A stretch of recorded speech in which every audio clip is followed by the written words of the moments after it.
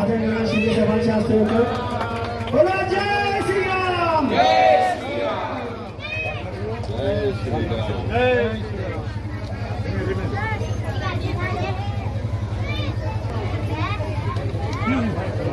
Jai Shriram. Jai Shriram.